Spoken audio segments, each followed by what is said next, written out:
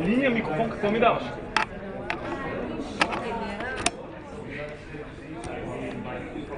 Linija mikrofon, какво ми даваш? Linija трябва да е много добре.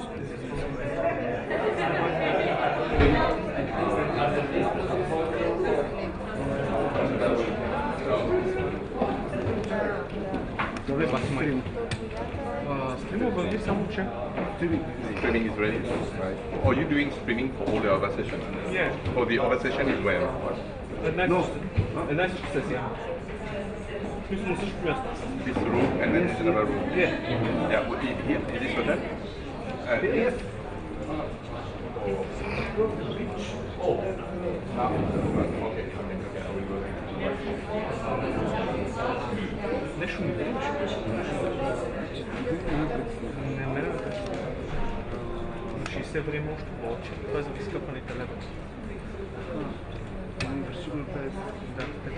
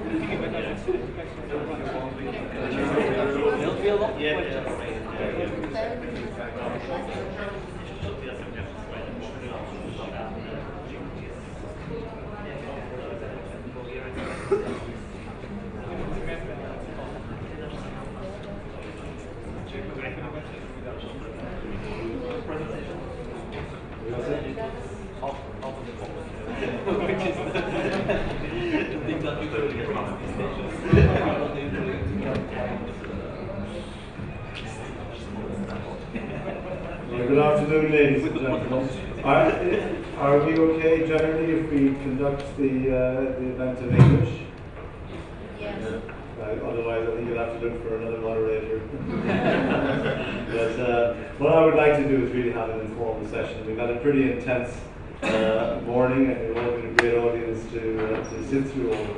And I've asked my panelists to be patient if we decide to intervene and to interrupt them, but that we would like to have it pretty free-flowing, but of course sticking to our topic as well, that we want to talk about integrated resource.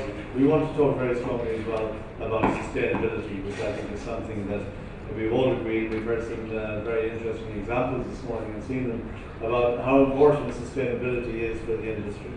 In my years working with the Jumeirah Group in Dubai, but also as chairman of the World Travel and Tourism Council, I always complained that the banana skin of the industry has to be sustainability. We celebrate very much the fact that we have 4.5% growth in our number of tourists and our economic contribution every year, whereas the world might be doing about 3% GDP growth if we're lucky.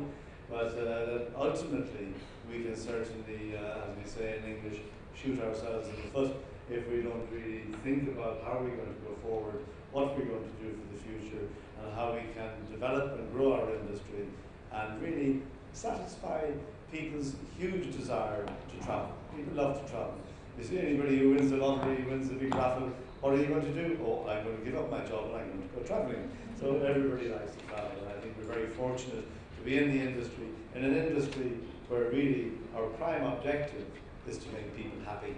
And that is something very special. I've always said it to my hotel colleagues, no matter how bad a mood you might be in when you come into work in a hotel in the morning, you've got to leave that behind you because you're talking to people who are here to be happy and not people who are here to be miserable. So we've got to make sure we keep ourselves happy as well. I've got a very distinguished panel this afternoon, and starting with, excuse in advance the pronunciations, of Tanya Svetsanova. Is that close?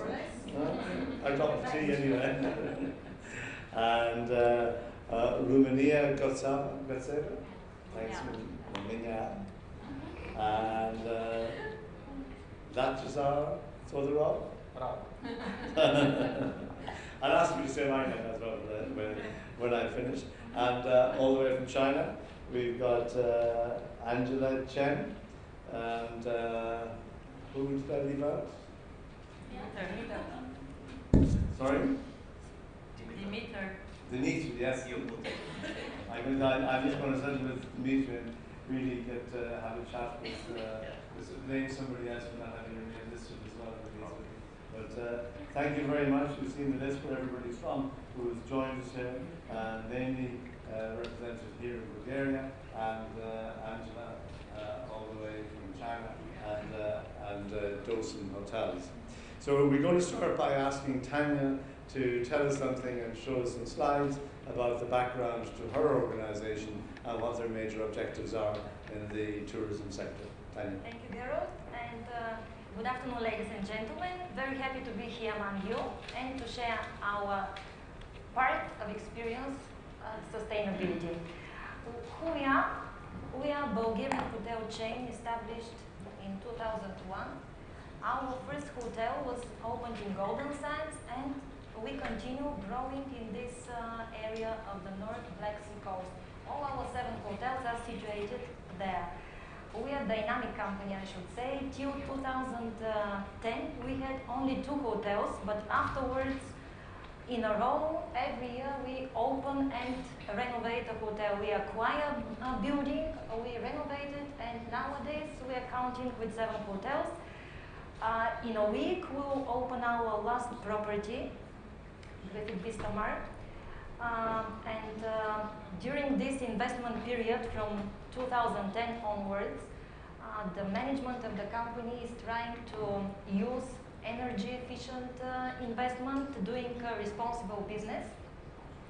In terms of solar panels, in one of our hotels we installed 200 solar panels which save for hot water energy for 100 kilowatt per hour.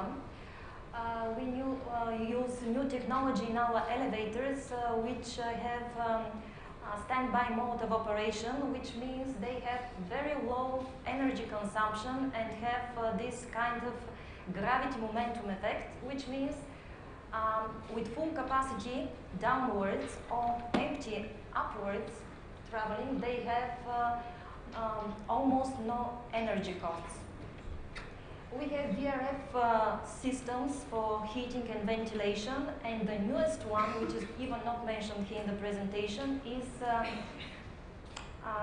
model that is a system which is very new for us as well. There is using the waste heating and cool heating, and investing the cool area, the cool waste is used for heating, and warm waste is used for cooling. In fact, the building and the cooling are the most energy consuming.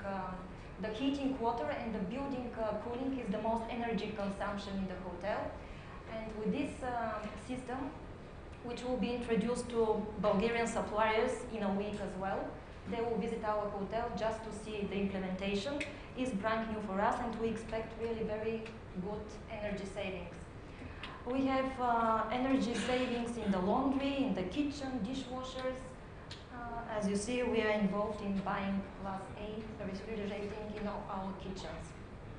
LED lighting, motion savings, this is more or less in all our areas. So this is our sustainable development through investments, doing responsible business.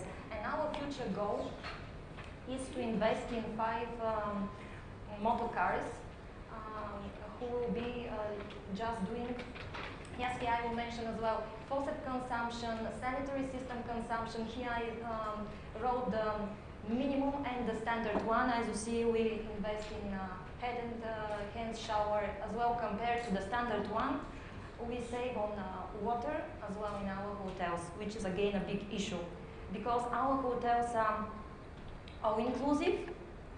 They spend a lot in consumption, in production, in F&B areas.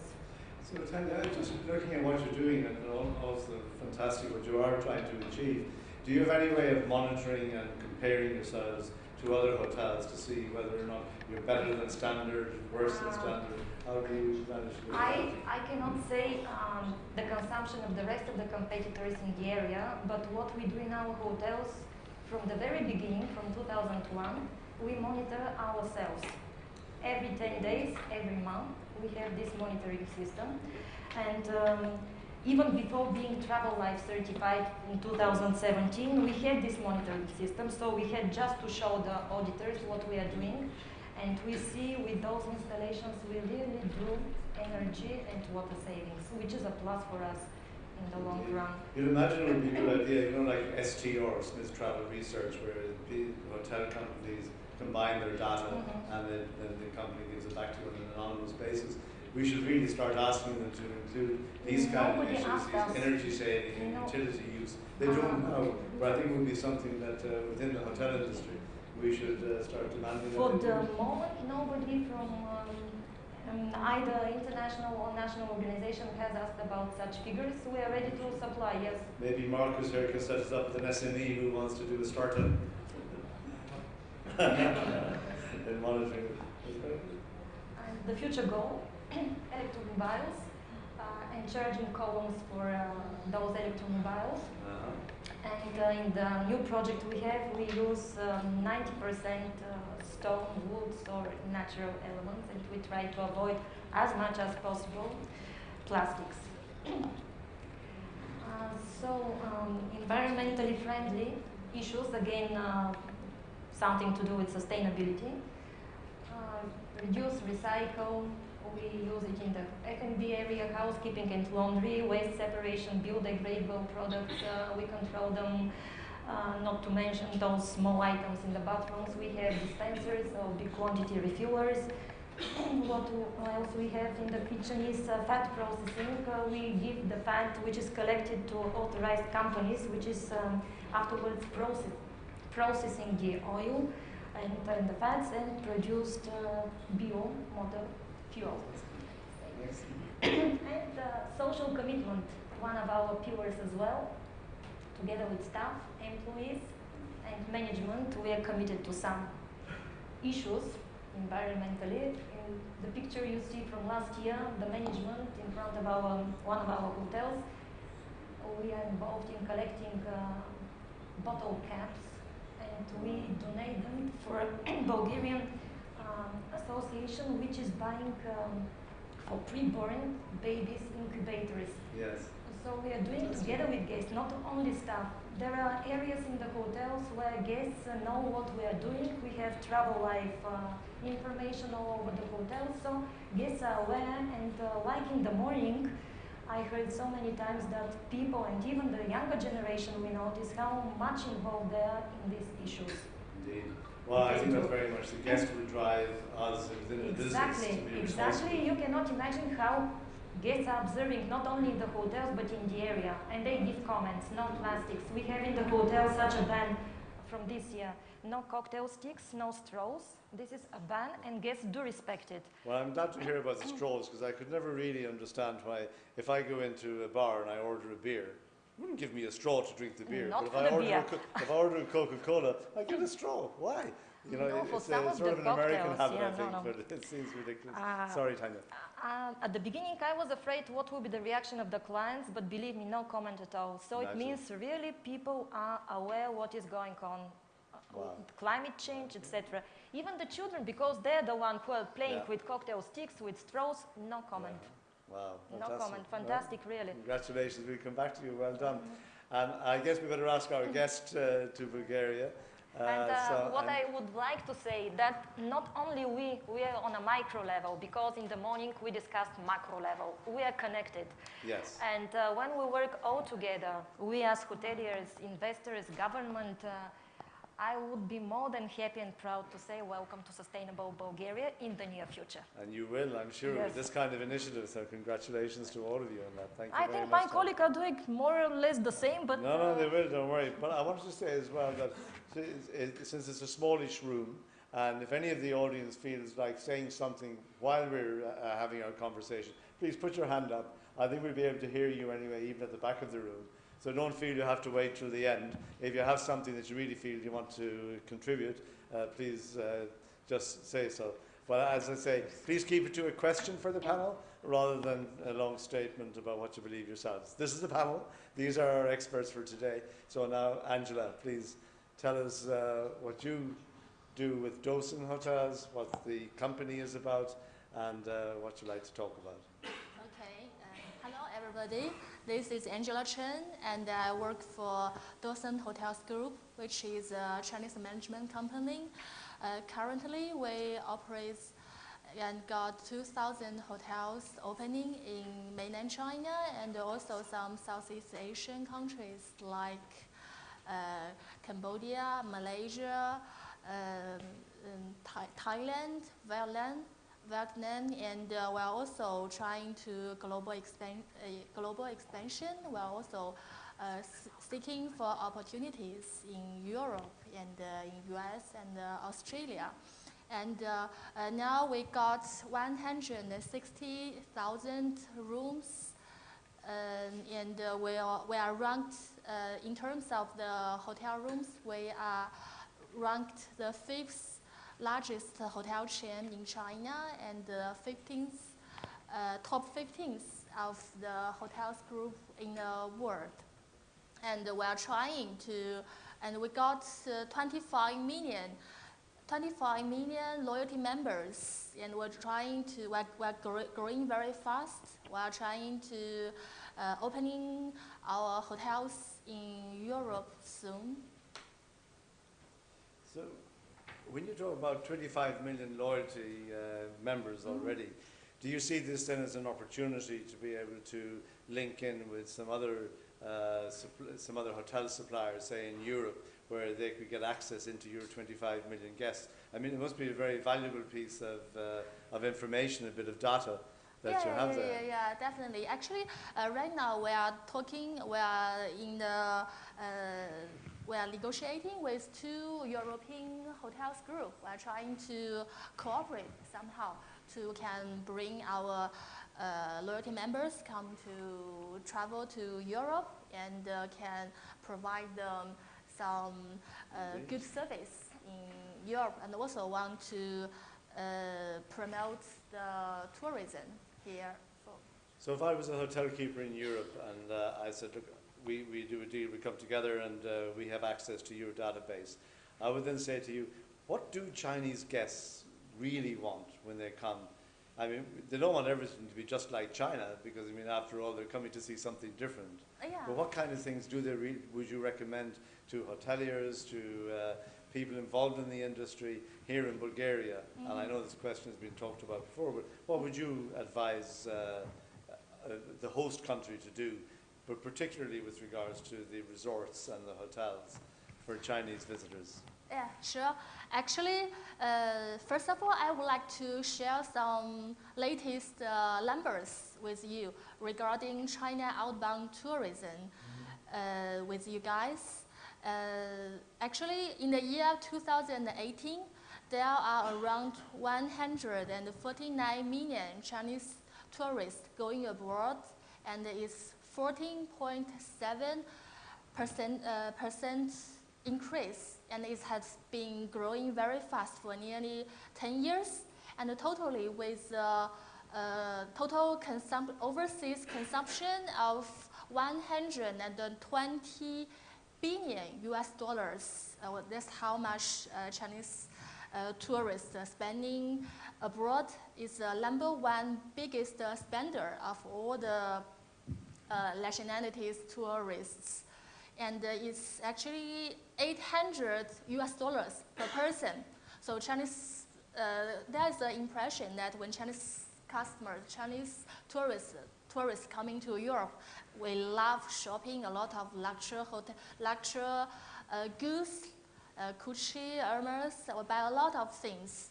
That's what's a normal impression we got. But nowadays, and more Chinese were not only for shopping and take photos in some famous tourism destinations. We are seeking for more unique experience. We want to, especially for well-educated young Chinese generation, we are traveling more than our former generations. There is also, I would like to share information with you.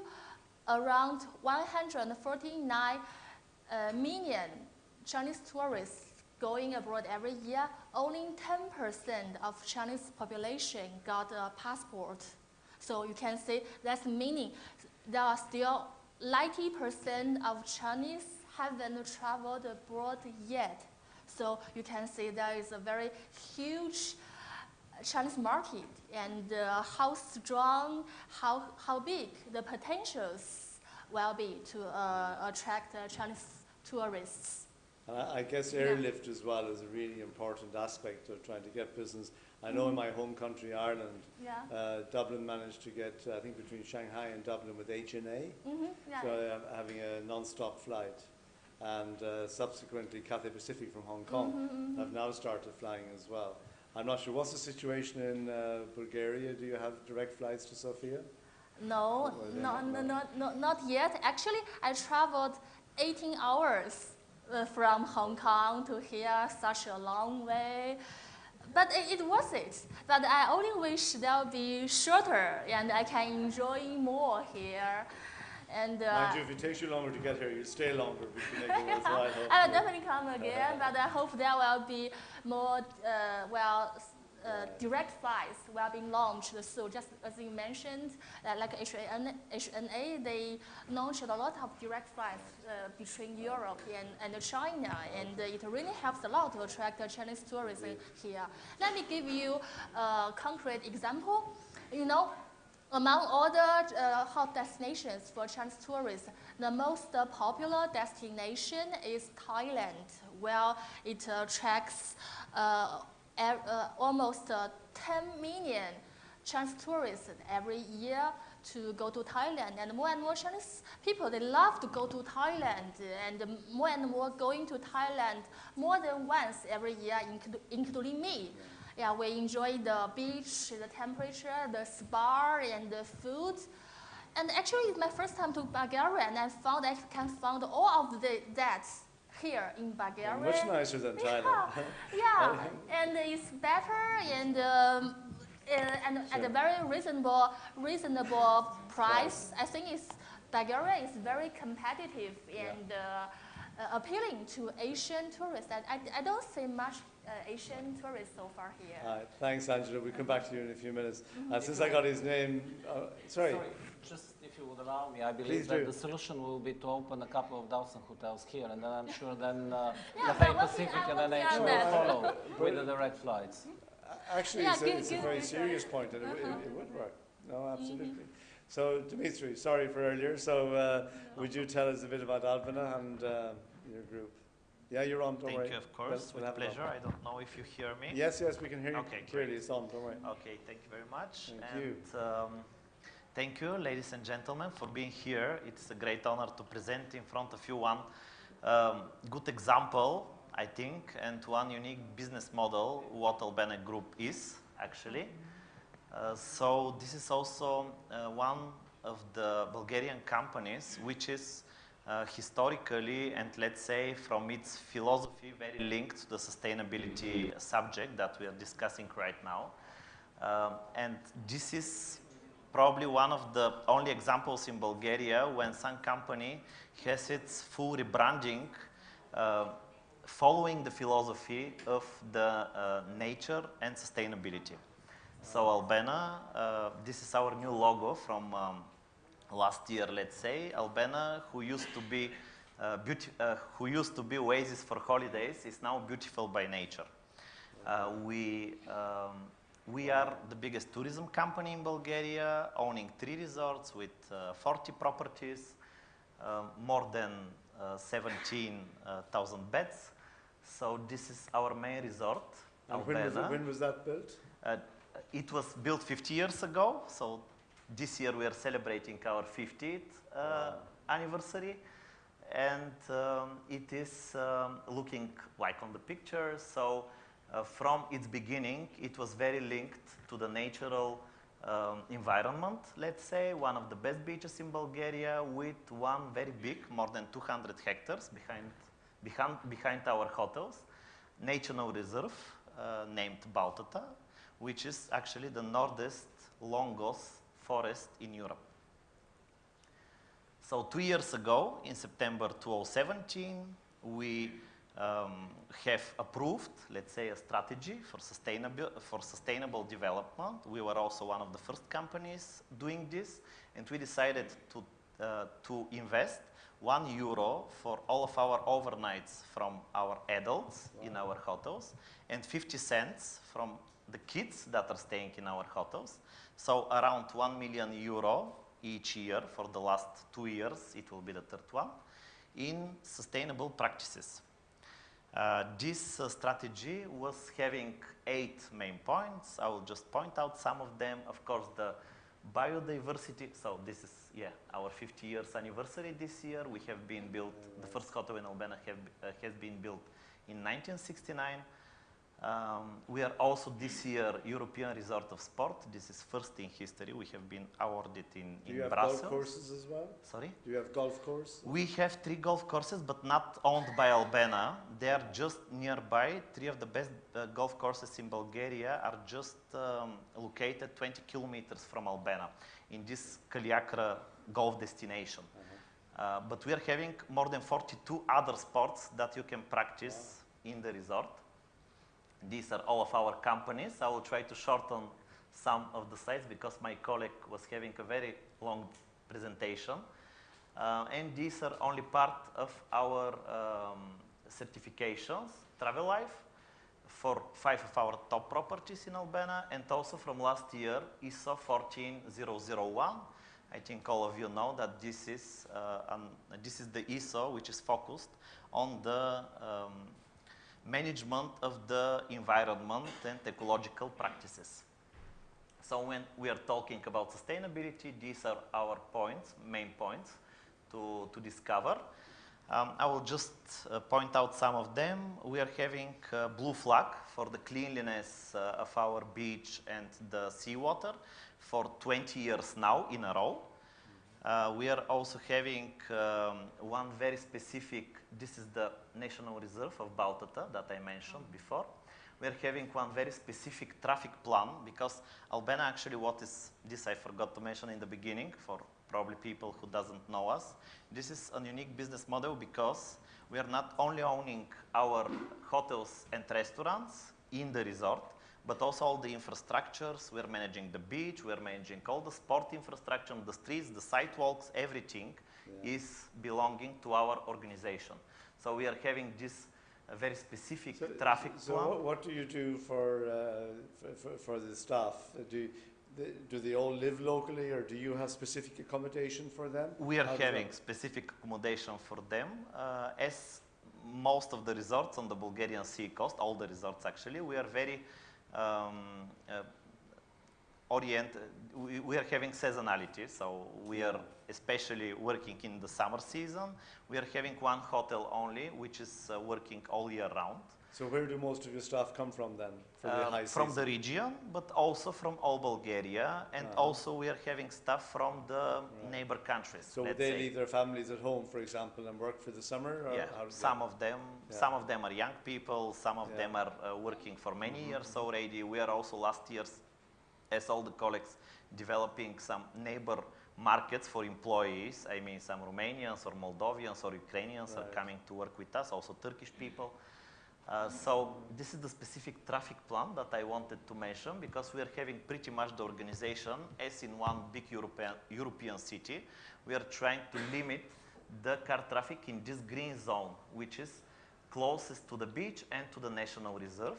And we are motivating the people to use our buffer parking zones and make this ecological 100% electrical transportation from the buffer parkings to the different green zones and hotels.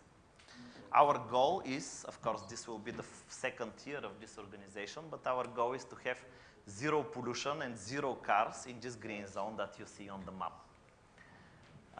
This is the use of the mineral water because 100% of our water that we use in Albania, also in our pools, is 100% natural and mineral. This is a big point for Bulgaria as well in general. 50% of our fruits and vegetables are coming also from our own Albania gardens. We are also producing our own juice. We are also producing our own wine. So very self-sustained. Yeah, very self-sustained system. And also 90% of all the deliveries coming to Albena are from from a region, from an area of 50 kilometers around our resort. So we are using also the products of our area, the local products.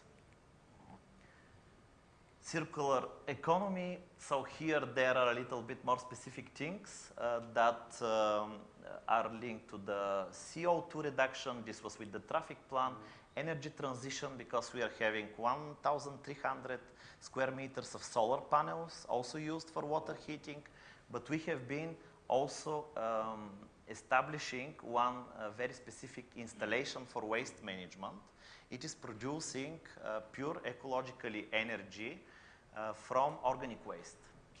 And this is producing 1 megawatt, the total, let's say, capacity of this installation is 1 megawatt. So 1/3 of all the energy used in Albena is, let's say, created by this green energy installation. We also have been participating in one European project called Invade. Shall we hold on that for a few minutes and we'll come back? So of course. We'll let you continue. Just hold this, it's nice.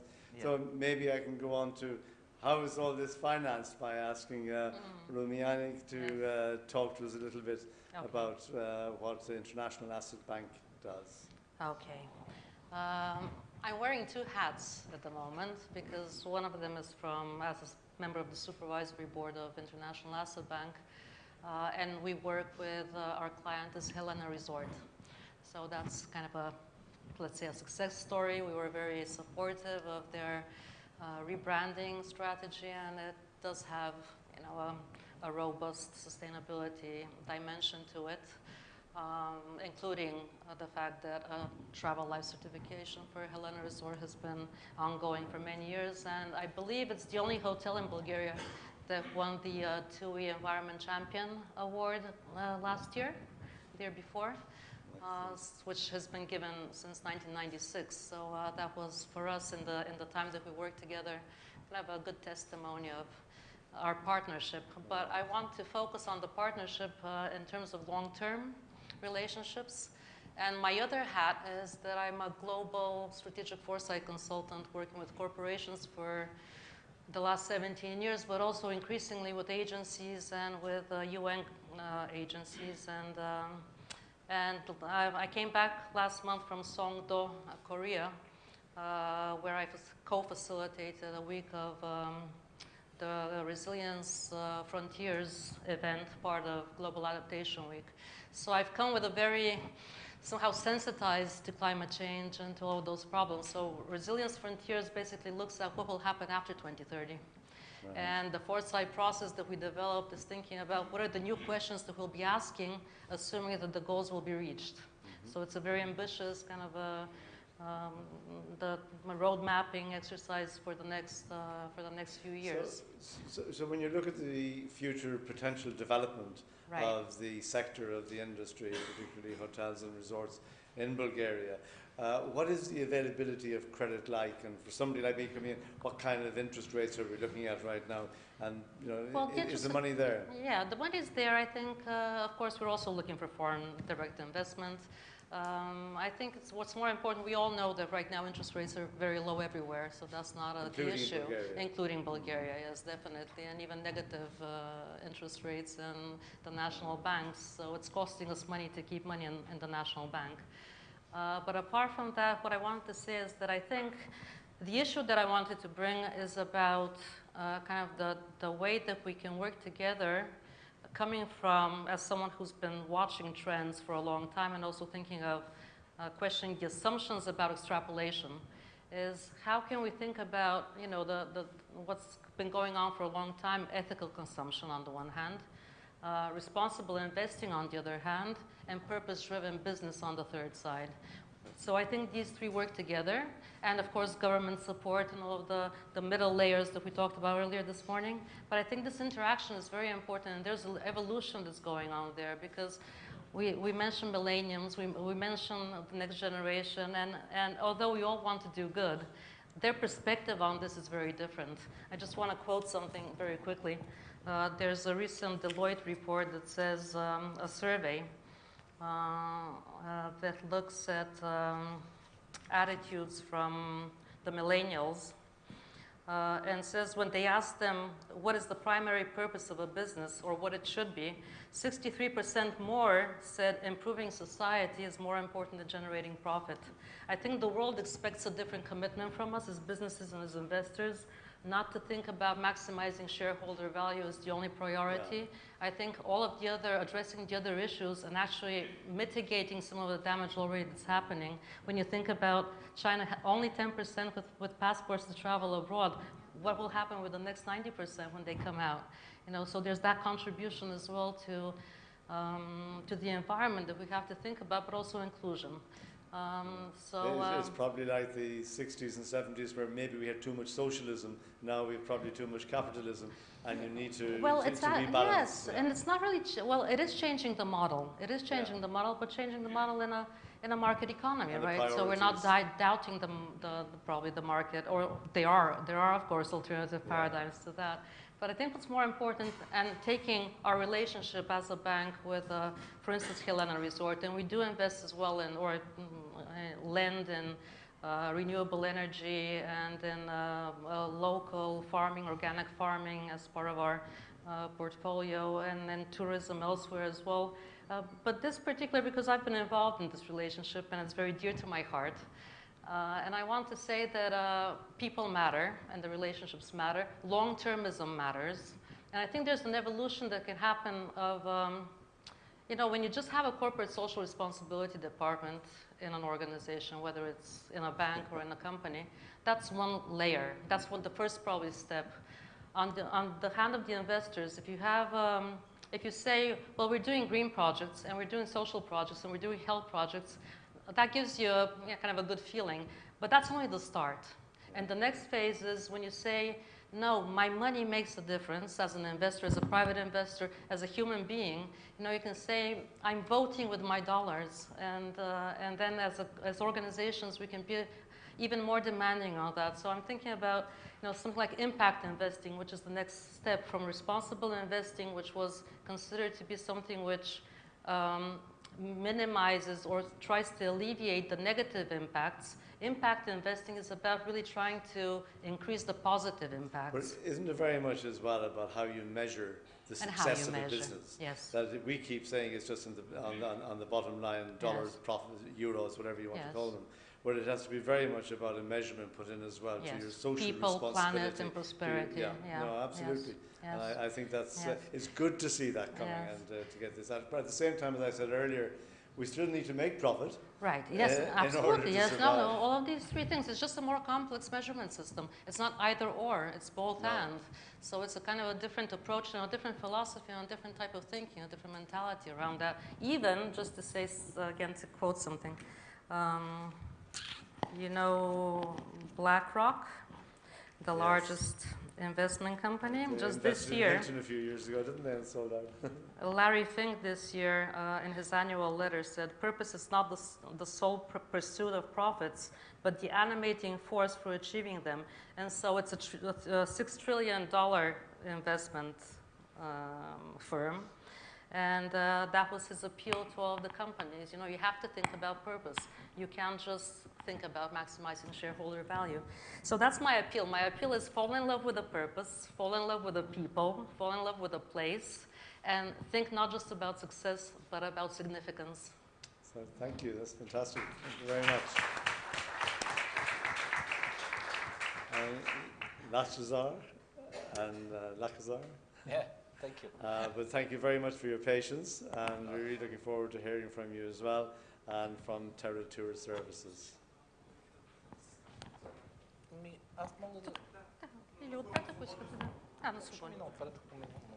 Oh yes. Yeah. See, isn't he lovely? You see, you didn't see him. But behind the pillar. Thank you so much for giving me the time, because I did enjoy what my previous colleagues from the panel said. I'm very happy that Rumiana brought another dimension to our discussion of sustainability.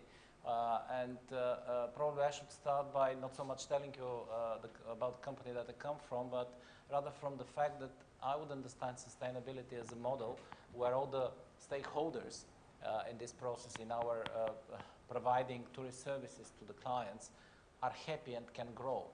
And actually, in order for everybody to be able to grow and to develop in a sustainable way, we should start, and I don't disagree with Rumiana, but we should start with the responsible investment.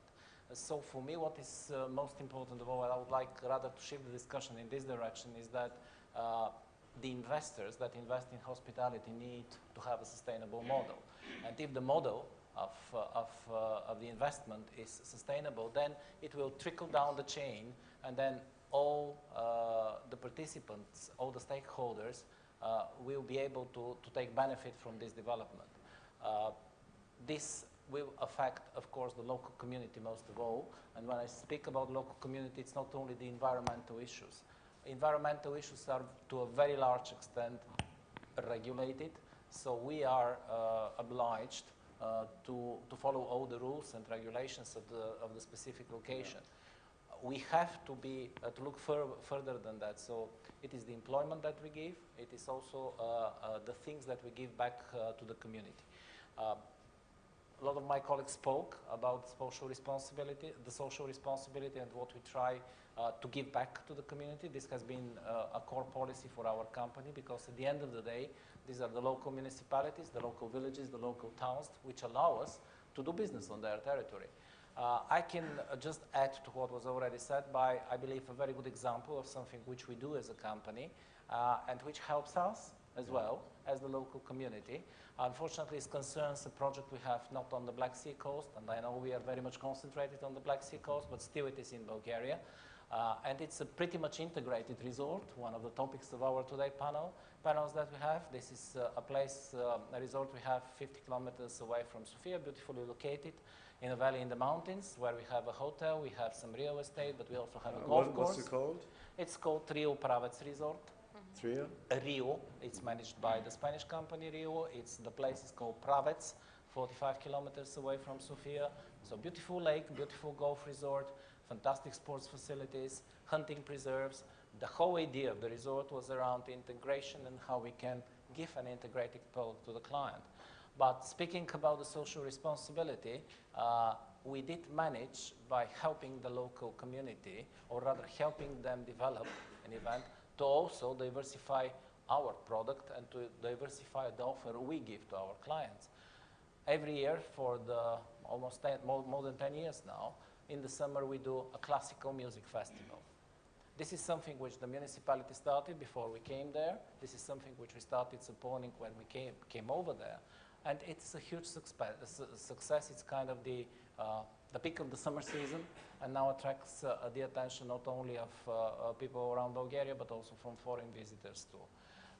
So once again, I do believe that we need to look at sustainability from probably a more business point of view.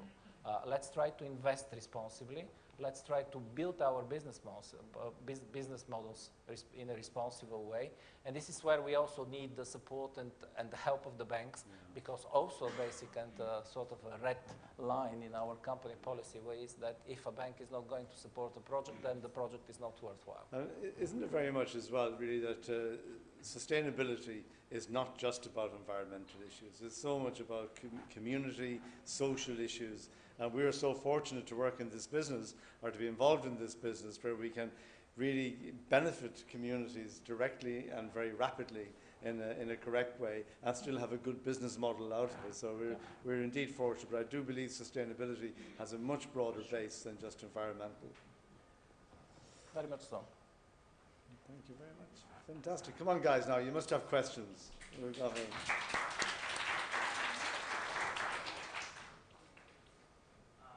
I think we can hear you anyway. You got a mic? No. We can hear you, don't worry. Just stand up, tell us who you are.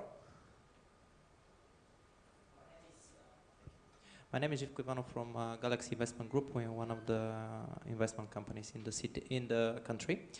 As we are speaking about sustainable tourism in Bulgaria and in the world, as the colleagues from China here as well, I want just to share something that was quite new for me. 2 days ago, I was really proud. I was introduced to a Bulgarian guy who was working on the first project in the world. It is happening right now. It is approved, and the building, I think, is going to start very soon to be built. It has to be ready in 2021, and it's the first hotel in the world that produces more energy than it uses. It's situated in Norway, in the Arctic space, and the most interesting thing is that not only this hotel is producing more energy than it uses on operational base, but it is planned that the building will survive approximately 60 years. So they will generate more energy than it is needed for the materials to be developed, brought to this place, put it in place, and then disposed. So this means they were showing the presentation, they're having some boats and things that are the energy is coming for these boats from their infrastructure there, and it was marvelous, you know. How are they producing this energy? Is it from compost waste? Solar, sea. Part of the hotel is under the sea.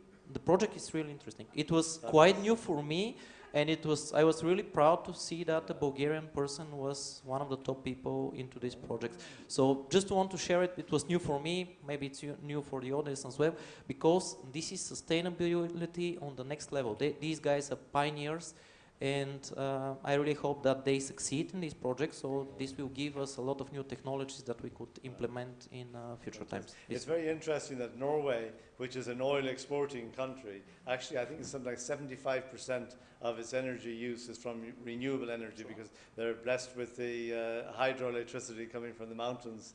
And they're using it quite they're using it very cleverly. And, cleverly. Yeah, they're doing very well. Well, that's a great story. Thank you very much. Yes, sir. Now, you're obviously one of the new generation that's worried about us old guys wrecking the planet. So. Yeah, hello. My name is Boris. I'm from 11th grade, and I'm from German high school in Burgas. It's a city near Sunny Beach. So basically, I have a question to the people here. We were talking overall about investments, but investments are based on trust. So how can Bulgarian companies and Bulgaria itself can gain trust of foreign companies so that more investments are done actually for Bulgaria? Great question, thank you. Who's going to take that? There are practices, in fact. Yeah.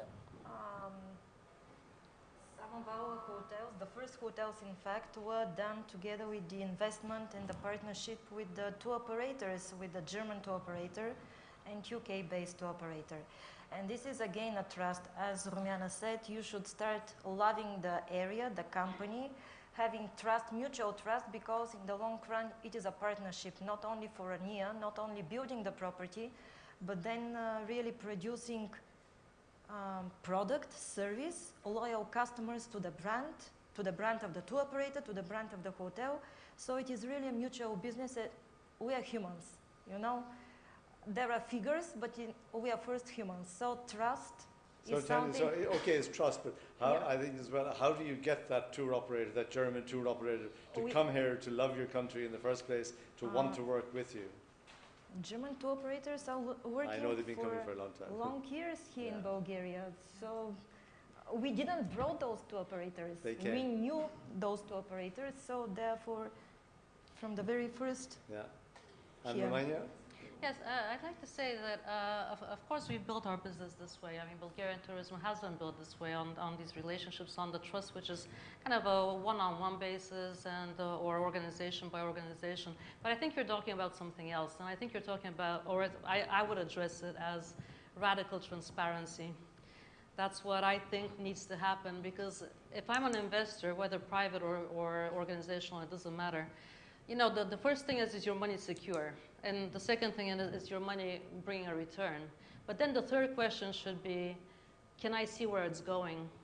And that needs really radical transparency on the part of investor or people pushing that issue. So we have, on the one hand, we have the problems in the world, we know them, and there are no easy answers to that. But on the other hand, we're seeing that pressure from grassroots pressure of you have to be accountable, you have to be responsible, and we want to see how you're doing that. And that's on the part of, I mean, concepts like just banking coming out of MIT and other things like that. And that's exactly what they're kind of claiming and championing. And it's that sort of stewardship that says,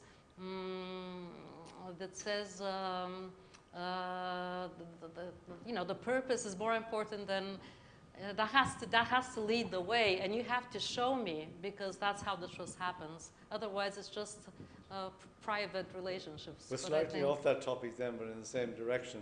That radical transparency surely should also apply to the employees. And the employees, you mentioned the word yes. stakeholders, yes. and employees yes. are some of the prime stakeholders in any business. And I know that we're a long way away. I mean, that's one of my concerns, that I know that we have so much to do in that direction. In so many I think parts those of the world. and it's everywhere, yeah.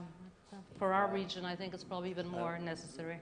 Lakazo, you wanted to say something? Well, actually, we were thinking along the same lines, all of us. I believe that the first thing would be to share the information. And I come back to one of your first questions when Tanya was doing the presentation of how do we measure ourselves against the others. The problem, one of the biggest problems I believe that we have here in Bulgaria is that we don't share. We don't share among ourselves. We don't know how, we sort of try to be very secretive about our figures. And I think that there is nothing wrong with that. We can actually benchmarking against each other. This will help us become better. And this is also going to attract foreign investment easier. You got the microphone there? And just tell us who you are. So my name is Peter Stilyanova from Griffith Hotels Marketing Department. First, regarding your questions, it's good that coming from a Bulgarian one, and therefore I'm a little bit emotional. So where comes the trust for foreign investments?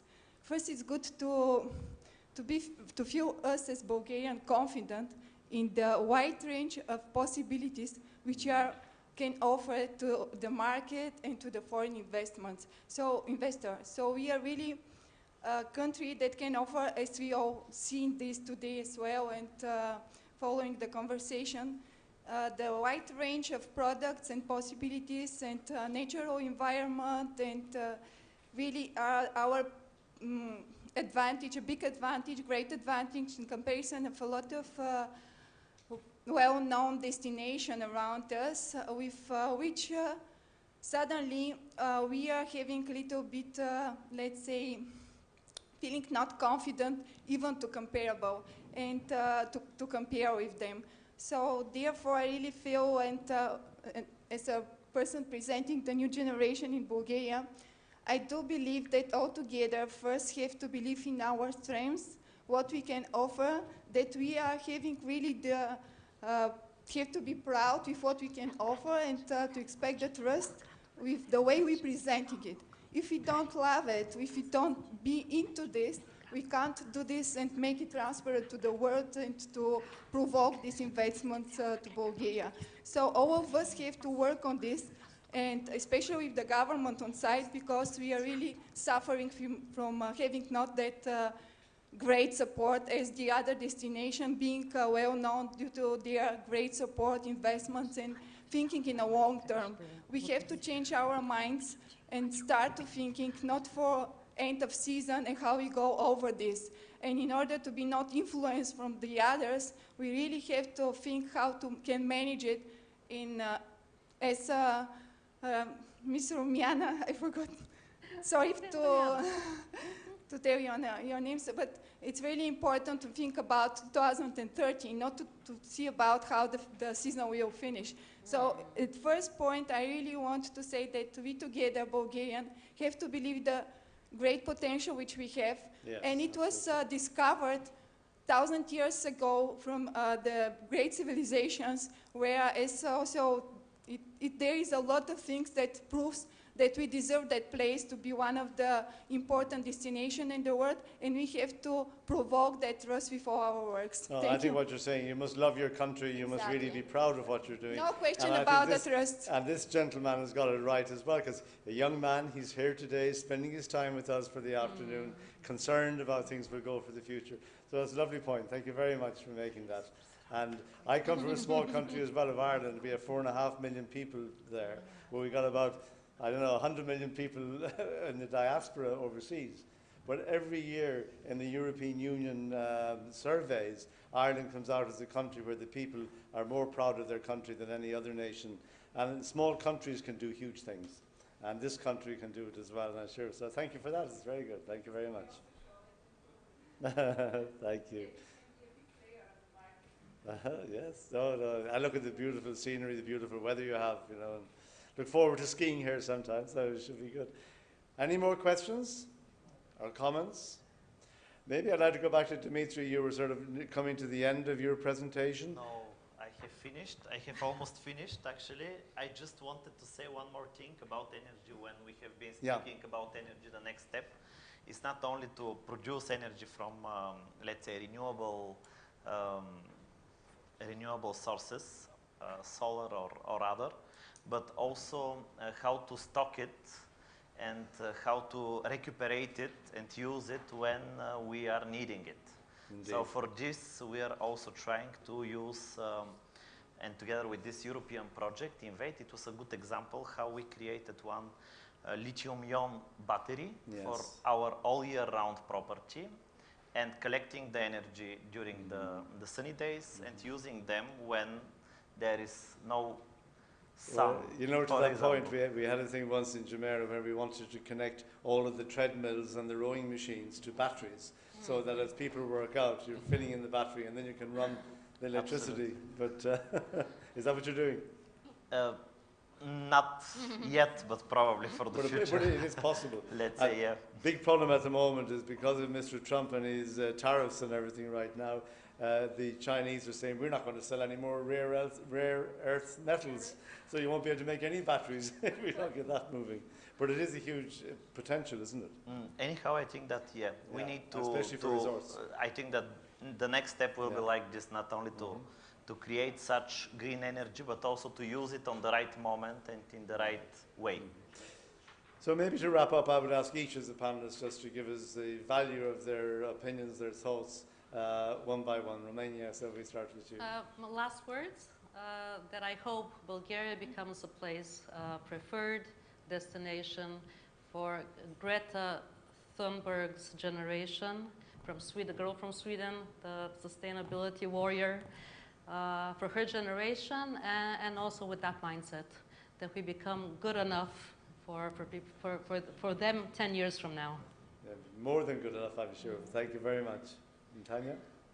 I will say once again that we are together and we have to work together, because if there is no sustainability, there will be no business at all. There will be no future. Tourists will not come. I speak for tourism sector. Tourists will not come if the sea is polluted, if there is dirty air, or if there are dirty beaches. Nobody will visit us. We can have the tremendous and cultural heritage, but nature, our tourism is based on nature resources, natural richness.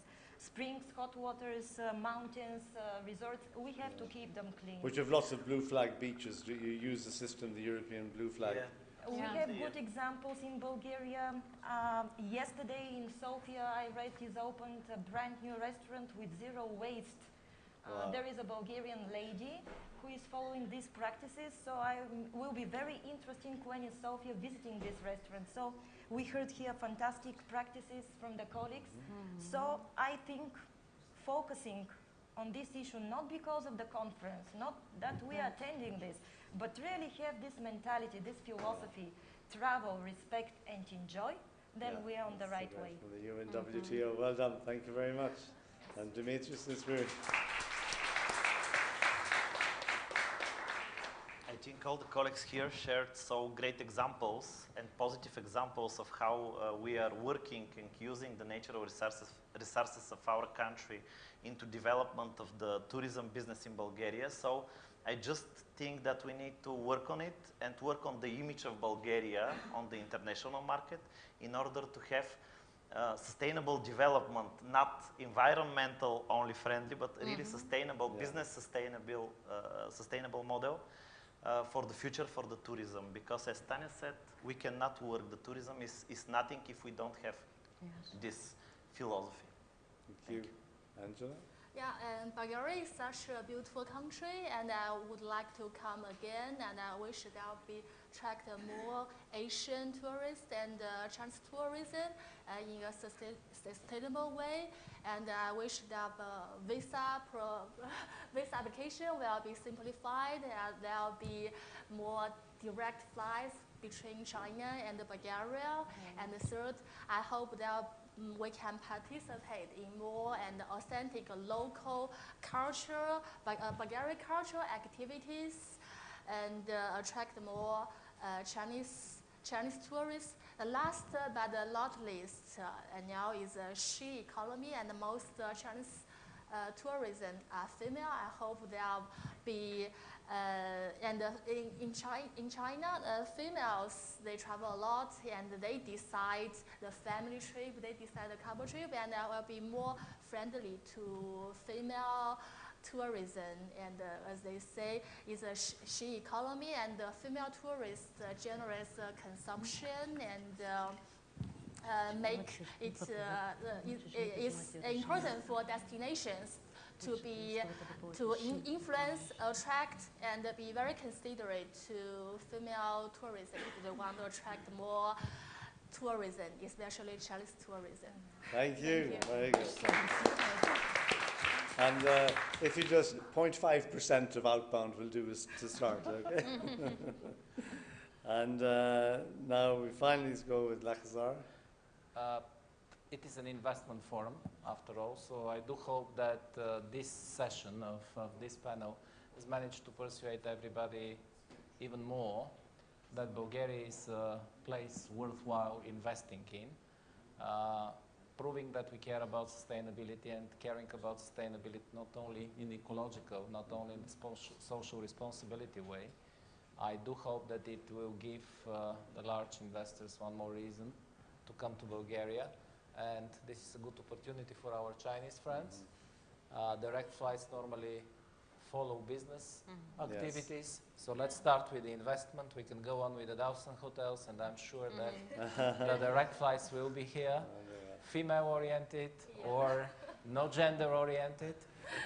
We are a very hospitable nation, and we are happy to welcome all our guests. Thank you so much. Well, from what I've heard this afternoon, it would make me feel extremely encouraged about the future of travel and tourism to this incredible country.